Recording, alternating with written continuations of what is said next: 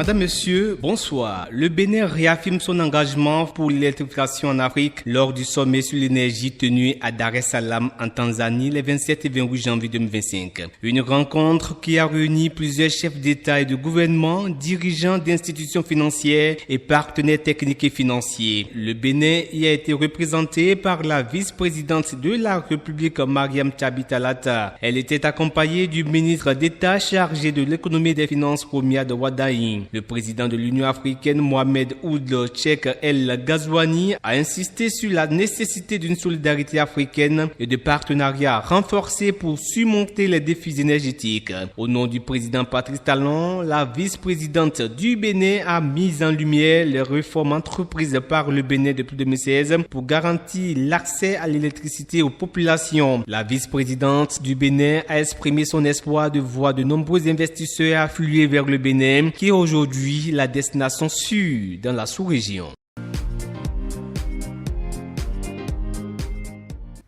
Bonne nouvelle pour les médias privés au Bénin. La HAC annonce la mise en place imminente de l'aide de l'État à la presse privée. L'annonce a été faite ce 30 janvier 2025 par son président Edouard Loko lors de la clôture de la deuxième session ordinaire de 2024. Au cours de cette séance, d'autres décisions ont été prises, dont la création du bureau de vérification de la publicité, l'adoption d'un système de gestion automatique des cartes de presse et l'avancement du processus de la télévision numérique terrestre TNT. La HAC exhorte les médias à plus de responsabilité à l'approche des élections de 2026.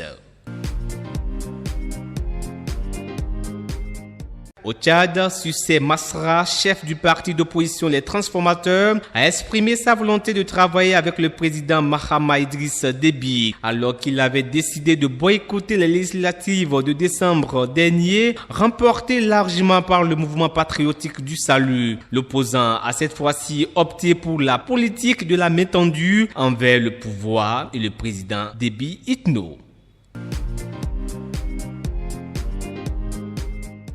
Une otage israélienne de 20 ans, la soldate Agam Berger, a été libérée ce jeudi 30 janvier après quasiment 16 mois de captivité à Gaza. Une autre jeune femme, une civile de 29 ans, prise en otage le même jour avec la famille de son fiancé ainsi qu'un germano-israélien de 80 ans, ont tous été aussi libérés avec 5 Thaïlandais. En échange, Israël devrait libérer 110 Palestiniens, mais le premier ministre Benjamin Netanyahou a ordonné de retarder cette opération. Pour lui, la libération de ces